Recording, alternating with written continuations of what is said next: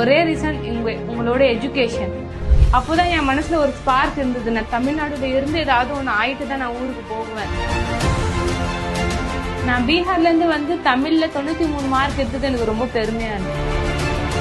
HM and teachers அவங்க வந்து எப்படி ஒரு குழந்தைய கையை பிடிச்சி எழுத வைப்பாங்களோ அதே மாதிரி கையை பிடிச்சி எனக்கு எழுதி படிக்க வைப்பாங்க. தமிழ்நாட்டிலே படிப்பு சூப்பரா இருக்கு சார்.